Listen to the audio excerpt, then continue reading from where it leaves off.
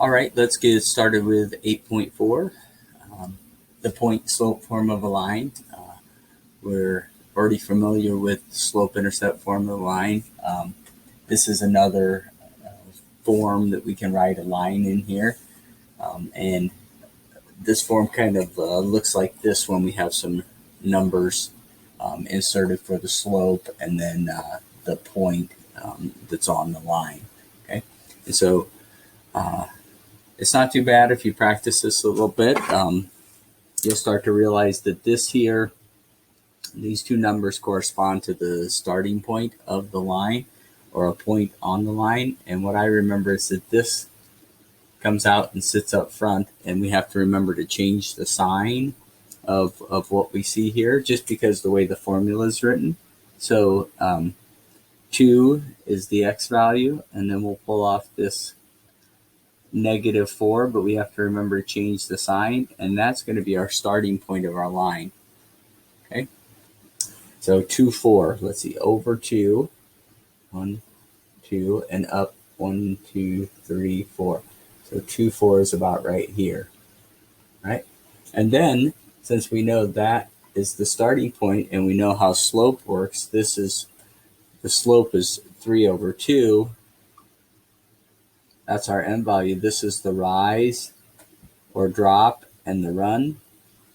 So from this point, I'm going to go up 1, 2, 3, and then right 2 because it's a positive number, and that's going to be another point on the line.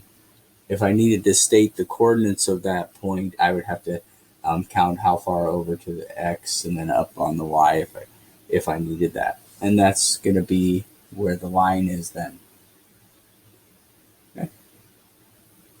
Sometimes I get lucky and hit both the points exactly. All right. So next up, I'm going to take a look at this one and pull this off, and I get 3, 1. That's my starting point. 3, 1. So I'll go over 1, 2, 3, and up 1. That's my starting point. And then my slope is 4. And slope is most useful to us in fractions form, so I'll write 4 over 1.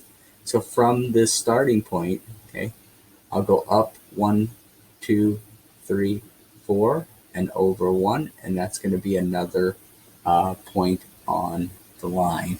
And then I can just draw my line through there. Okay. And then this last one here, we can see we have a negative slope. The starting point is going to be at -4, -5, and then our slope value is going to be -3/2. So we'll practice with this negative slope. -4, 1, 2, 3, 4, and then down 5 because of the negative. 1, 2, 3, 4, 5.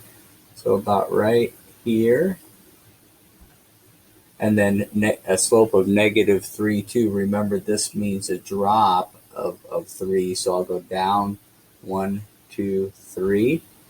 But this is a positive number, so it's still right.